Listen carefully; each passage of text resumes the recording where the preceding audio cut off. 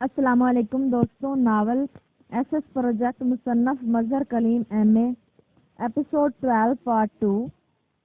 عمران کو ہوش آیا تو وہ لاشعوری طور پر اٹھ کر بیٹھ گیا اور اس کے ساتھ ہی اس نے ادھر ادھر دیکھا اور پھر اس نے بے اختیار ایک طویل سانس لیا. وہ برف کے ایک تودے پر موجود تھا جو نہ جانے کہاں تھا.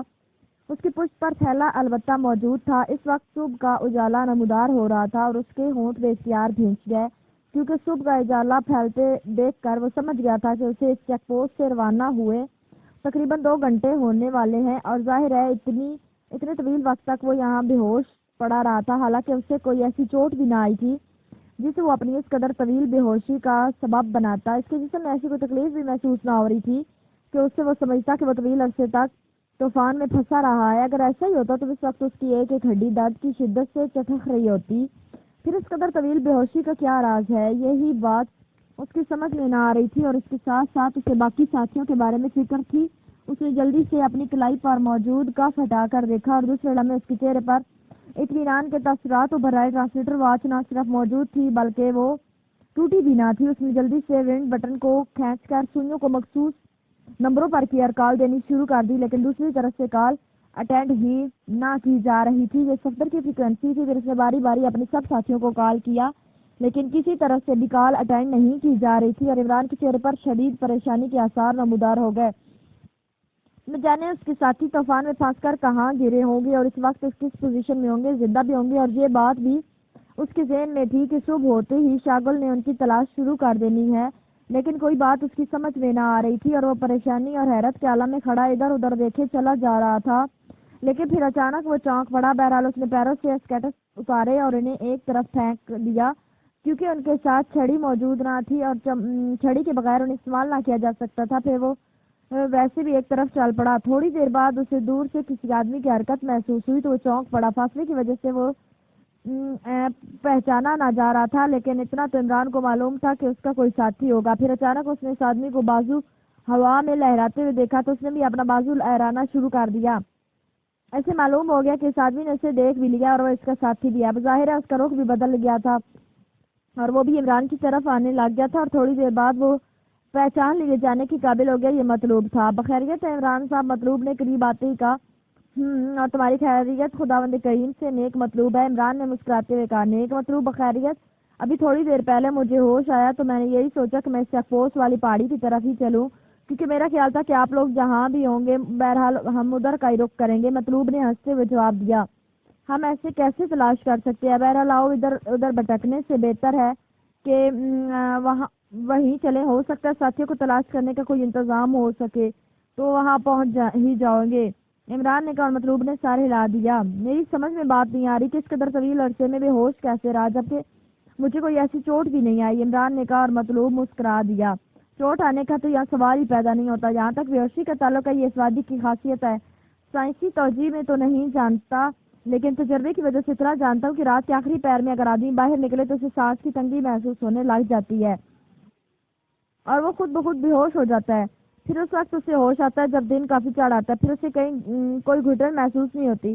مطلوب نے جواب دیا. اوہ تو آکسیجن سرکل کی وجہ سے قدرتی طور پر ایسا ہوتا ہے. یہ بات ہے. عمران نے کہا. مگر اب اس کے پاس کوئی جواب نہ تھا. وہ پہاڑی یہاں سے کتنی دور ہے جہاں پہ ہم نے پہنچنا ہے؟ عمران نے پوچھا. زیادہ دور نہیں ہے. طوفان نے ہمیں زیادہ دور نہیں پھینکا. دراصل طوفانی ہوا یہاں لمبے فاصلے تک نہیں جاتی بلکہ بھنور کی صورت میں ایک دائرے میں گردش کرتی ہے. اس لیے طوفان میں بھٹک جانے والا آدمی زیادہ دور نہیں جاتا. البتہ جب تک طوفان ختم نہ ہو جائے وہ اس میں پھنسا ضرور رہتا ہے.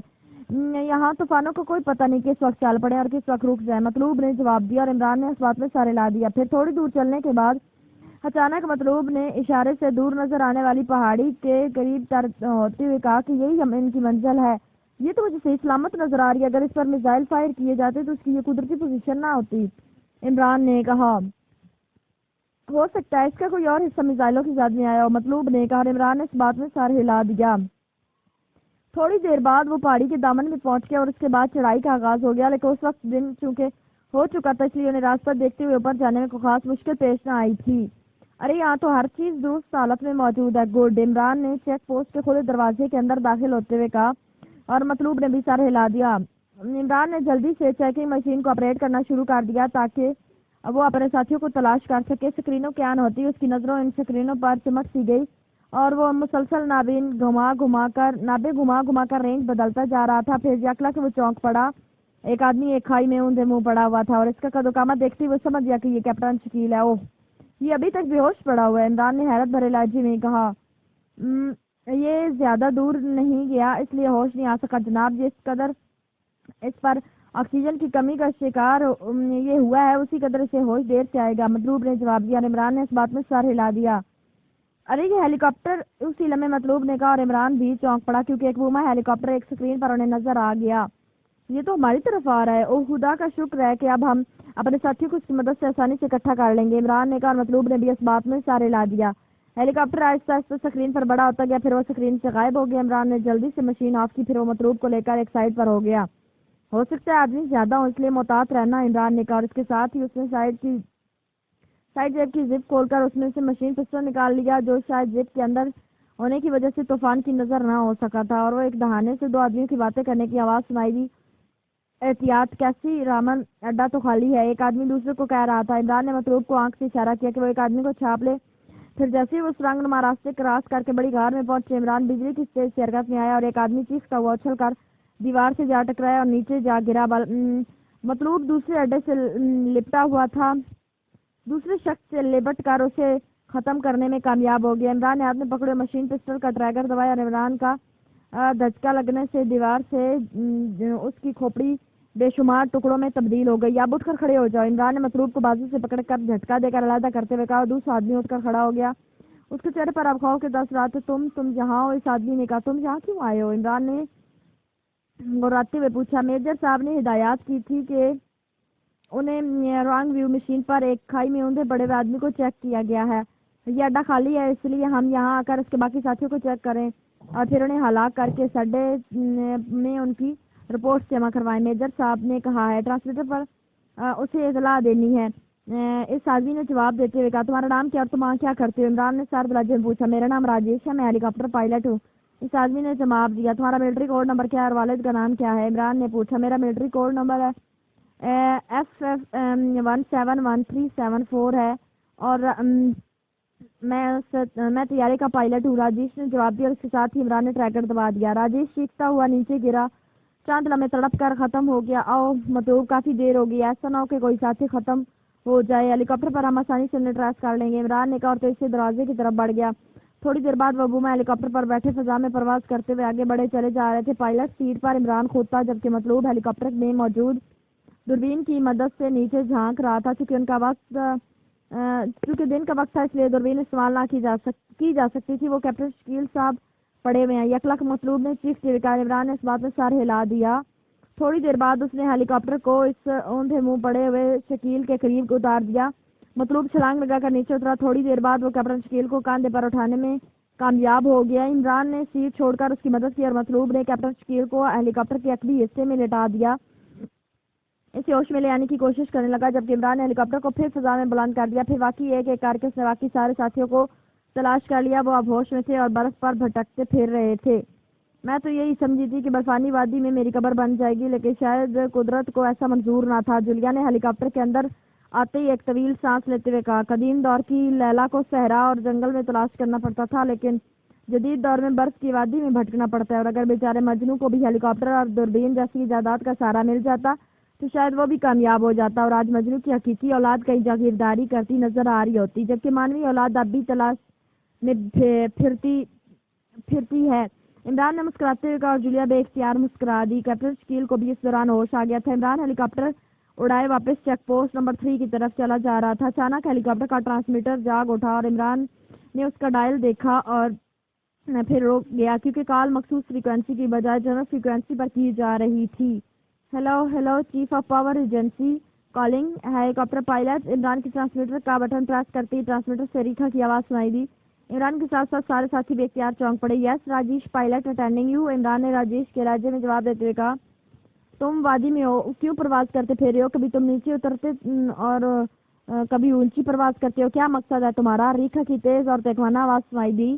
چیکنگ ہیڈ کوارٹر کے انچارج میجر کرشن اور چیف آف سیکرٹ سروس جناب شاگل صاحب کے حکم پر میں وادی میں پاکستانی ایجنٹوں کو तलाश करने के मिशन पर हूँ मादाम, जहाँ मुझे शक पड़ता है मैं हेलीकॉप्टर नीचे ले जाता हूँ। इमरान ने जवाब देते हुए कहा, ये पाकिस्तानी एजेंट क्या वादी की सैर करते फिर रही हैं? मादाम रेखा की तल्ख आवाज सुनाई दी।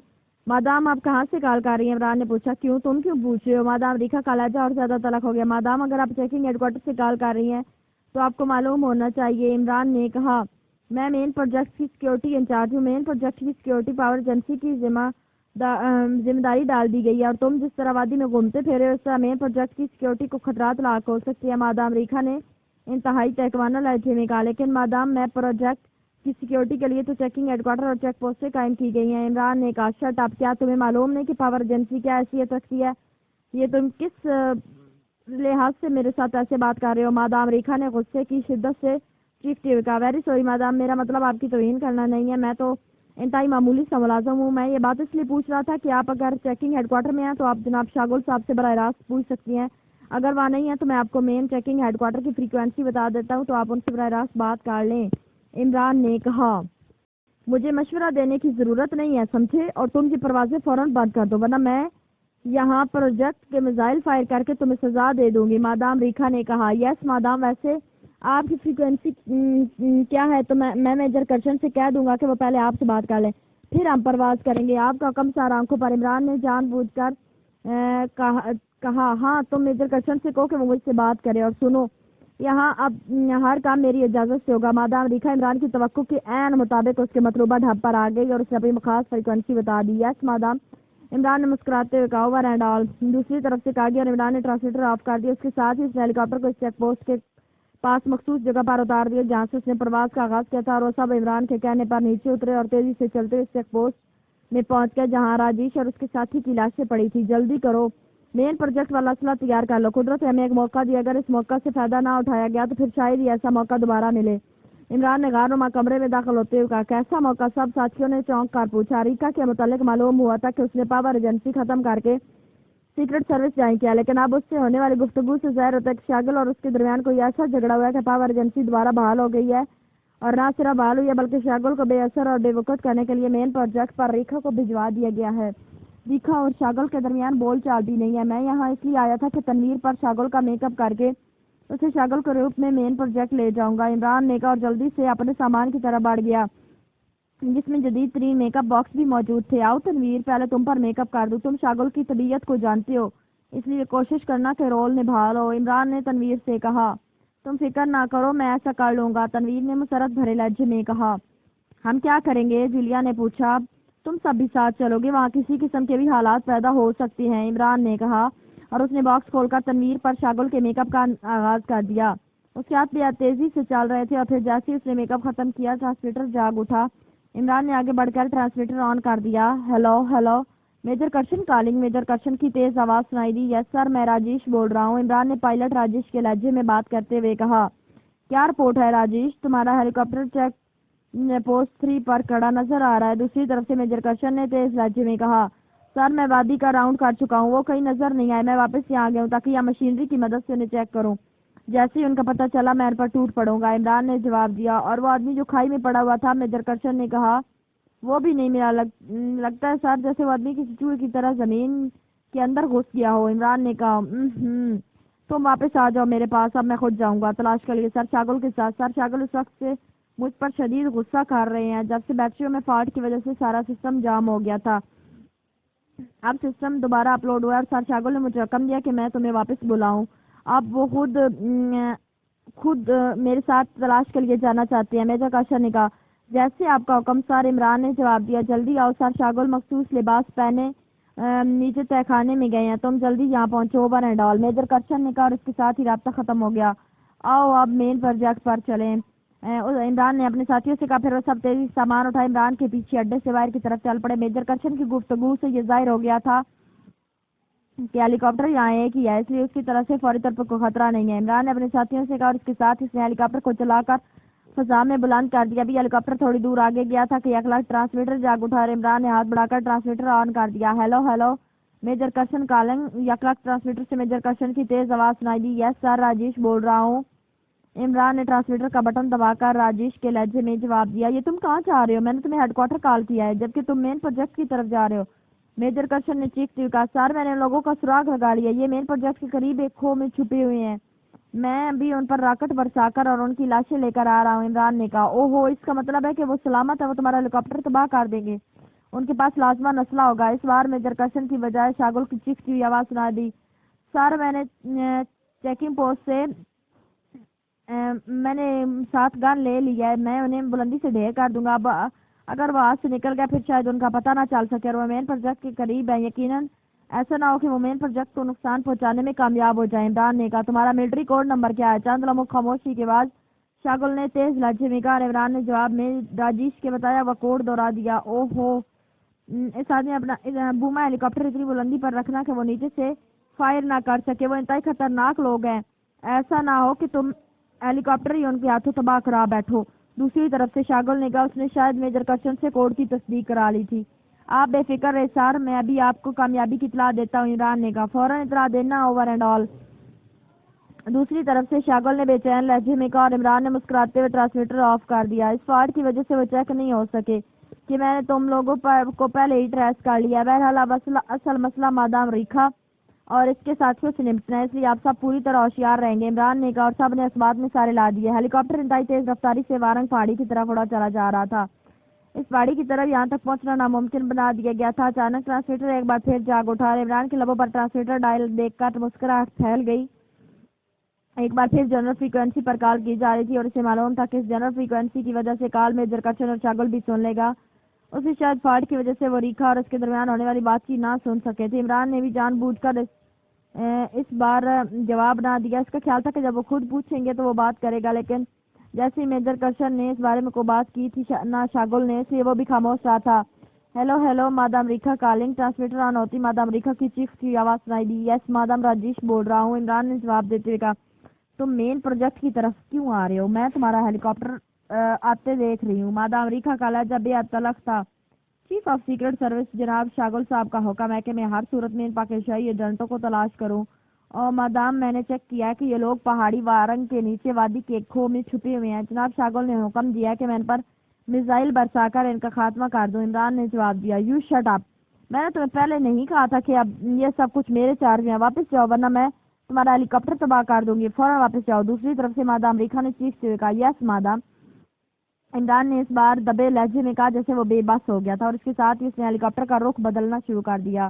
واپس مڑتے ہوئے اگر ادھر آئے تو بغیر وارننگ کے فائر کھول دوں گی، اوور اینڈ آل۔ دوسری طرف سے ریکھا نے چیختے ہوئے کہا اور اس کے ساتھ ہی رابطہ ختم ہو گیا۔ عمران نے ہیلی کاپٹر کو چکر دے کر موڑ لیا۔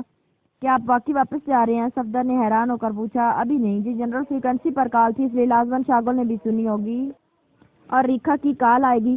میرا ذاتی خیال ہے کہ مین پروجیکٹ میں طیارہ شکن میزائل نہیں ہوں گے، ورنہ وہ اس طرح چاروں طرف چوکیاں نہ بناتے، لیکن رسک بھی نہیں لیا جا سکتا۔ عمران نے جواب دیا پھر اس سے پہلے کہ مزید کوئی بات ہوتی اچانک ٹرانسمیٹر جاگ اٹھا اور عمران نے جلدی سے ٹرانسمیٹر آن کر دیا۔ ہیلو ہیلو شاگل کالنگ، شاگل کی چیختی ہوئی آواز سنائی دی۔ یس سر میں راجیش بول رہا ہوں، عمران نے بڑے پسمردہ اور مایوسانہ لہجے میں کہا میں نے جنرل فریکوینسی پر ریکھا کی تم سے ہونے والی گفتگو سن لی ہے، تم اس کی پرواہ مت کرو، تم اپنا کام کرو، میں جانوں اور وہ اٹ از مائی آرڈر۔ شاگل کی آواز بتا رہی تھی کہ وہ غصے کی شدت سے بولتے وقت کانپ رہا ہے، مگر سر انہوں نے کہا ہے کہ وہ ہیلی کاپٹر تباہ کر دیں گے۔ عمران نے معصوم لہجے میں کہا بکواس کرتی ہے وہ، میں نے میجر کرشن سے پوچھ لیا، مین پروجیکٹ پر کوئی ایسا میزائل نہیں ہے، اس کا کنٹرول بھی چیکنگ ہیڈ کوارٹر کے پاس ہے، ریکھا سے آپریٹ ہی نہیں کر سکتی، اس لیے تم بے فکر ہو جاؤ اور اپنا مشن مکمل کرو۔ شاگل نے کہا یس سر۔ عمران نے اس بار مطمئن لہجے میں کہا مشن ہر صورت میں مکمل ہونا چاہیے، سمجھے، میں ناکامی کی رپورٹ نہیں سنوں گا، اگر تم ناکام ہوئے تو تمہیں بھی گولیوں سے اڑا دوں گا، اوور اینڈ آل۔ شاگل نے چیختے ہوئے کہا اور اس کے ساتھ ہی رابطہ ختم ہو گیا۔ عمران نے ٹرانسمیٹر آف کر کے جلدی سے اس پر مادام ریکھا کی بتائی ہوئی فریکوینسی ایڈجسٹ کرنی شروع کر دی، پھر اس کا بٹن دبا دیا۔ ہیلو ہیلو شاگل کالنگ، اس بار عمران کے منہ سے شاگل کی آواز نکلی۔ یس ریکھا اٹینڈنگ یو، کیا بات ہے؟ ریکھا کی تلخ آواز سنائی دی۔ ریکھا، عمران اور اس کے ساتھی مین پروجیکٹ کے نیچے زیر زمین کام کر رہے ہیں، ان کا مقصد پوری وارنگ پہاڑی کو اڑا دینا ہے۔ تمہیں سارتو پہاڑی کا اشر تو یاد ہے، راجیش نے ان کا سراغ لگا لیا ہے اور اس کے پاس زود میگنیم میزائل گنے ہیں، وہ ان لوگوں کا خاتمہ کر دے گا، اس لیے تم اس کے راستے کی رکاوٹ نہ بنو، یہ کافرستان کے مفاد کا مسئلہ ہے اور تمہاری میں نے گفتگو ٹیپ ہو رہی تھی جسے بطور ثبوت پیش کیا جا سکتا ہے۔ ہم اپنے معاملات بعد میں بھی سلجھا سکتے ہیں، لیکن اس وقت معاملات انتہائی سیریس ہیں، अगर तुमने हेलीकॉप्टर पायलट राजेश को रोका फिर प्रोजेक्ट तबाह हो गया तो उसकी तमाम तर जिम्मेदारी तुम पर होगी, ओवर एंड ऑल। इमरान ने शागुल के लहजे में बात करते हुए कहा, वो मेन प्रोजेक्ट पर पहुंच गए हैं और तुम आज छुपे बैठे हो। इसको जिम्मेदारी कहते हैं, ये सब तुम्हारी गफलत और नाअहली है, रीखा ने चीखते हुए कहा। बहरहाल इसका फैसला अब नहीं किया जा सकता। इस वक्त हेलीकॉप्टर को मत रोको बल्कि उससे तावन करो। इमरान और उसके साथी खत्म हो जाए, मेन प्रोजेक्ट बच जाए तो बेशक इसका क्रेडिट तुम ले लेना, मुझे कोई परवाह नहीं है। मुझे काफिरिस्तान का मफाद हर सूरत में अजीज है। तुम जानती हो कि अगर ये प्रोजेक्ट जिसे हमने मिलकर शुरू किया था तबाह हो गया तो फिर पूरी वादी वारंग में भड़कने वाली आग और तहरीक की आग को कोई न रोक सकेगा और काफिरिस्तान हमेशा हमेशा के लिए वादी मशकबार से महरूम हो जाएगा। इमरान ने कहा, तुमसे ज्यादा मुझे काफिरिस्तान का मफाद अजीज है, ठीक है, तुम कोशिश कर देखो, ओवर एंड ऑल। दूसरी तरफ से कहा गया। इमरान ने ट्रांसमीटर ऑफ करते इत्मीनान भरा तवील सांस लिया। अब मामला सुलझ गया है और तनवीर तुम अपना मेकअप खत्म कर दो, अब इसकी जरूरत नहीं है। इमरान ने मुस्कुराकर तनवीर से कर साथ उसने हेलीकॉप्टर को मजीद आगे बढ़ाया और एक बार फिर चक्कर काटकर उसने उसका रुख वारंग पहाड़ी की तरफ कर दिया। लेकिन ये रीखा और उसके साथी बाहर हमारे इस्तकबाल के लिए तो ना खड़े होंगे, जूलिया ने कहा। जाहिर है वो लोग अंदर मौजूद होंगे और किसी मशीन पर हमें चेक कर रहे होंगे, लेकिन कोई भी चेकिंग मशीन हो वो लाजमन पहाड़ी के ऊपर चोटी पर फिट होगी और इसका जाविया जिस कदर नजदीक हो बहरहाल बिल्कुल करीब चेकिंग नहीं कर सकता। जैसे चिराग तले अंधेरा होता है, उसके अंधेरे से अब हमने ज्यादा फायदा उठाना है, इमरान ने कहा। लेकिन किस तरह की अब कोई मनसूबाबंदी तो बताओ, जूलिया ने झल्लाए हुए लहजे में कहा। वक्त आ जाने दो फिर सब कुछ सामने आ जाएगा। फिलहाल मेरे ज़हन में सिर्फ इतना आइडिया है कि हम पहाड़ी की किस चट्टान पर हेलीकॉप्टर को उतारेंगे, इसके बाद क्या होता है ये उसी वक्त सोचेंगे। इमरान ने इस बार संजीदा लहजे में कहा और बाकी साथियों ने भी इस बात में सर हिला दिए। ये हेलीकॉप्टर तो पहाड़ी पर उतर गया। मशीन के सामने बैठे हुए शागल ने बेख्तियार चौंक कर कहा, ओहो सर, ये कोई और चक्कर है। वो देखे हेलीकॉप्टर से तो कई अफराद बाहर आ रहे हैं। अखलाक मेजर कर्शन ने हैरत से चीखते हुए कहा, वेरी बैड, हम धोखा खा गए और ये तो इमरान और उसके साथी हैं, वही 6 की तादाद। इसका मतलब है कि ये राजेश नहीं था, खुद इमरान था। Very bad. शागल ने बेख्तियार दोनों हाथों से अपने सर के बाल नोच लिए। मगर सर ये कैसे होगा? आपको तो मालूम है, मेजर कर्शन ने कहा, लानत भेजो मिलिट्री कोड पर। मुझे ख्याल ही ना आ रहा था कि ये शैतान राजेश को खत्म करने से पहले मुझसे मिलिट्री कोड भी पूछ सकता है। ओहो, अब कोई सूरत नहीं है, इतना बड़ा मसला। तुमने हेलीकॉप्टर भी एक ही रखा हुआ है। वेरी बैड, अब क्या होगा? शागल ने गुस्से की शिद्दत से नाचते हुए कहा। उसका चेहरा गुस्से की वजह से बुरी तरह मसक हो चुका था। सर क्यों ना इस हेलीकॉप्टर पर मिसाइल फायर कर दिया जाए, मेजर कर्शन ने सहमे हुए लहजे में कहा। शागल की हालत से खौफ आ रहा था। उल्लू के पट्टे, तुम्हें किस हरामजादे ने मेजर बना दिया? अब मेरे प्रोजेक्ट पर मिसाइल बरसाओगे? इस हेलीकॉप्टर को तबाह करके तुम क्या बाहर झोंक लोगे? नॉनसेंस। शागल ने हलक के बल चीखते हुए कहा। सर एक और सूरत भी, हम इस पहाड़ी पर बेहोश कर देने वाली गैस के बम फायर कर दें। इस तरह पहाड़ी में तकरीबन 100 गज की रेंज के इलाके में हर जानदार बेहोश हो जाएगा। जब तक हम पहुंचेंगे बेहोश रहेगा। मेजर कर्सन ने कहा। ओहो, ये कैसे हो सकते हैं? इतने फासले से ये बम कैसे फायर कर सकते हैं? शागल ने इस बार चौंक कर पूछा। सर तो पहाड़ी की चोटी पर ये तो पहाड़ी की चोटी पर मौजूद, हमने तो उन्हें यहाँ से ऑपरेट किया है। मेजर कर्शन ने कहा। तो फिर मेरा मुंह क्यों देख रही हो? अहमक आदमी, जल्दी करो, फौरन ऐसा करो। शागल ने एक बार फिर चीखते हुए कहा। यस सर, मेजर कर्शन ने कहा और जल्दी से उसने इंटरकॉम का रिसीवर उठाया और एक नंबर दबाकर उसने ऑपरेटिंग पोर्शन में अपने आदमियों को हिदायत देनी शुरू कर दी। फिर उसने रिसीवर रख दिया।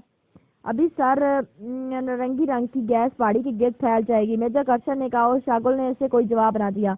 इसके होंठ बेचे हुए थे और इसकी नजरें स्क्रीन पर जमी हुई थी जिस पर एक पहाड़ी का मंजर मुख्तलिफ हिस्सों की सूरत में नजर आ रहा था, जिसके एक हिस्से पर बूमा हेलीकॉप्टर खड़ा साफ दिखाई दे रहा था और चंद लम्हों बाद उसने पहाड़ी की चोटी से नारंगी रंग के बड़े बड़े शोले उठते देखे। उसके साथ ही उसने एक गैस जो इस पहाड़ी को घेरना शुरू कर दिया। ये गैस पानी की तरह चोटी से वसी हो रही इस पहाड़ी के चारों तरफ तेजी से नीचे उतरती चली आ रही थी। फिर देखते ही देखते पूरी पहाड़ी नारंगी रंग की इस गैस में छुप गई। अब पहाड़ी सफेद रंग की बजाय नारंगी रंग की नजर आ रही थी। देखा सर, देखा, अब वो सब बेहोश हो गए होंगे। ये इंतहाई ज़ूद असर गैस है, ये इसलिए वहाँ एक ठीक ताकि आखिरी हथियार के तौर पर इस्तेमाल की जा सके। मेजर कर्शन ने खुश होते हुए कहा।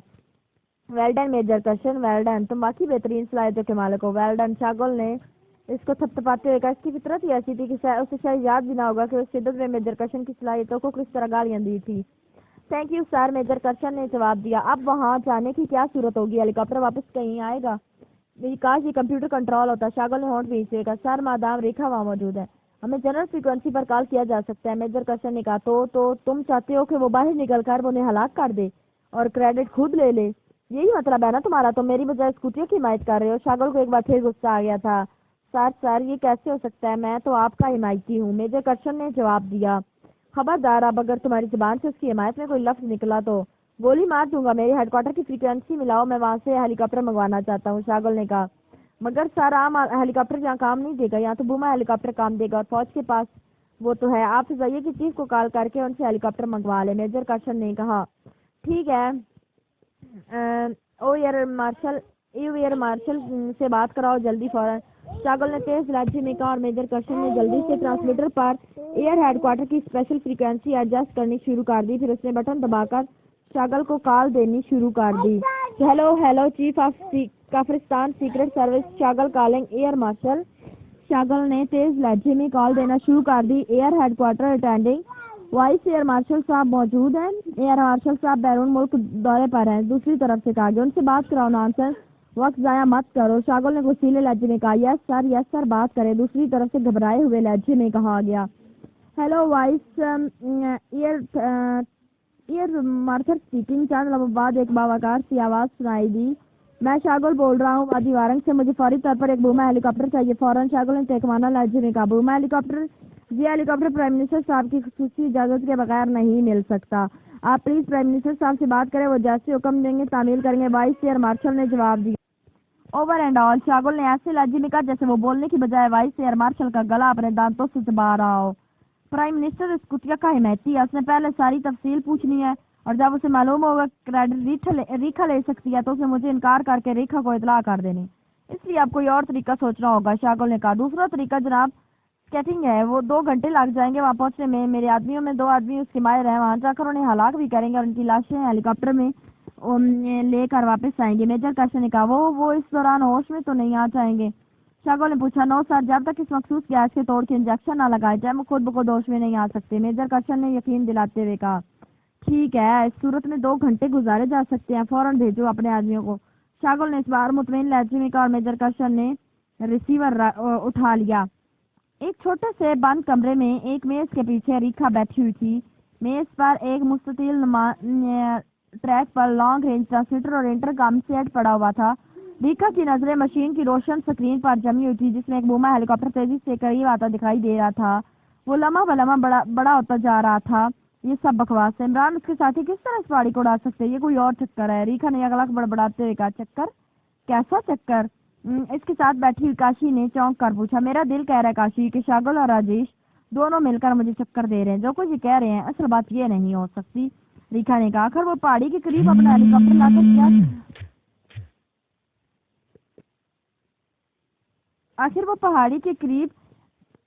اپنا ہیلی کاپٹر لا کر کیا کرنا چاہتے ہوں گے؟ ویسے بھی ابھی معلوم ہو جائے گا کہ وہ کیا کرنا چاہتے ہیں.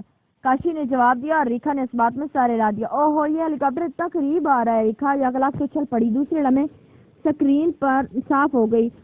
اس پر سے ہیلی کاپٹر یک لاکھ سے اس طرح غائب ہو گیا جیسے فضا میں تحلیل ہو گیا ہو. یہ کیا ہوا؟ یہ ہیلی کاپٹر کہاں غائب ہو گیا؟ کاشی نے اختیار پوچھا. یہ چیکنگ مشین کی رینج سے باہر ہو گیا ہے. اس کا مطلب ہے کہ یہ پہاڑی کے اس قدر قریب آ گئے ہیں کہ پہاڑی میں نصب کیمرے اوٹ کی وجہ سے انہیں چیک نہیں کر رہے. مگر شاگل تو کہہ رہا تھا کہ عمران اس کے ساتھی پہاڑی کے دامن میں ہے. ریکھا نے کہا. اسی لمحے میز پر موجود انٹر کام کی گھنٹی باز اٹھی اور ریکھا نے جلدی سے ریسیور اٹھا لیا. ریکھا بول رہی ہوں. ریکھا نے تیز لہجے میں کہا. شاگل بول رہا ہوں. مجھے اطلاع دی گئی ہے کہ ایک ہیلی کاپٹر پہاڑی پر اترا. اس میں سے ایک عورت اور 5 مرد باہر آئے ہیں. یہ کیسا ہیلی کاپٹر ہے اور یہ کون لوگ ہیں؟ پروجیکٹ انچارج یہودی سائنسدان ڈاکٹر الفریڈ نے کہا. ریکھا بول رہی ہوں. ریکھا نے تیز لہجے میں کہا. کون بول رہا ہے؟ مجھے اطلاع دی گئی ہے کہ ایک ہیلی کاپٹر پہاڑی پر اترا ہے. اس میں سے ایک عورت اور 5 مرد آئے ہیں. یہ کیسا ہیلی کاپٹر اور یہ کون لوگ ہیں؟ پروجیکٹ انچارج یہودی سائنسدان ڈاکٹر الفریڈ کی سخت آواز سنائی دی. آپ کو کیسے معلوم ہو گیا؟ کیا لیبارٹری کے اندر بھی کوئی چیکنگ مشین نصب ہے؟ ریکھا نے حیران ہو کر کہا. لیبارٹری کے اندر باقاعدہ چیکنگ سیکشن بنا رکھا ہے تاکہ کسی بھی ایمرجنسی کی صورت میں اس سے کام لیا جائے. کیونکہ یہ سیکشن لیبارٹری کے مین حصے کے قریب ہے اس لیے یہ اوپن نہیں ہو سکتا. نہ ہی تم وہاں جا سکتی ہو. البتہ تم اس کے انچارج جیکب سے نمبر 6 پر بات کر سکتی ہو. میں نے اسے پرائم منسٹر صاحب کے حکم اور تمہارے متعلق بتا دیا. تم اس سے براہ راست بات کر لو کیونکہ میں بے حد مصروف ہوں. پروجیکٹ مکمل ہونے والا ہے اور ابھی تھوڑا وقت باقی ہے. لیکن مجھے یہ بتاؤ کہ ہیلی کاپٹر یہاں کیوں آیا ہے؟ الفریڈ نے کہا. چیف آف سیکرٹ سروس جناب شاگل سے میری بات ہوئی ہے. اس نے بتایا کہ پاکستانی ایجنٹ جن کا لیڈر علی عمران ہے اس پہاڑی کے دامن میں پہنچ گئے ہیں اور پروجیکٹ کو تباہ کرنے کی غرض سے پوری پہاڑی کو انتہائی طاقتور بموں سے اڑا دینا چاہتے ہیں. یہ ہیلی کاپٹر شاگل کے آدمیوں کا ہے اور وہ ان دشمن ایجنٹوں کا خاتمہ کرنے آئے ہیں. لیکن آپ نے ایک حیرت انگیز بات کیا کہ ان کے ساتھ تو کوئی عورت بھی ہے. ریکھا نے کہا. مجھے جیکب نے یہی بتایا. تو مجھ سے بات کر لو. ڈاکٹر الفریڈ نے کہا. اس کے ساتھ ہی رابطہ ختم ہو گیا اور ریکھا نے کریڈل دبایا. پھر 6 نمبر پریس کر دیا. Hello chief of power agency Rekha speaking. Rekha نے بڑے باوقار لہجے میں کہا. یس مادام میں جیکب بول رہا ہوں. ڈاکٹر الفریڈ نے مجھے آپ کے متعلق بتا دیا ہے. دوسری طرف سے ایک آواز سنائی دی. تم نے ڈاکٹر الفریڈ کو اس ہیلی کاپٹر کے متعلق جو کچھ بتایا ہے انہوں نے مجھے ریفر کر دیا. یہ بتاؤ کہ ان سے اترنے والوں میں کیا واقعی کوئی عورت بھی شامل ہے؟ ریکھا نے کہا. یس مادام. ایک عورت اور 5 مرد اس وقت وہ پہاڑی پر اس طرح گھومتے پھرے جیسے انہیں خاص طور پر کسی چیز کی تلاش ہو. ان کے پاس بڑے بڑے تھیلے بھی ہیں. مادام یہ کون لوگ ہیں اور یہاں کیا کر رہے ہیں؟ ویسے یہ سب ہیں کون؟ جیکب نے جواب کے ساتھ ساتھ سوال بھی کر دیا.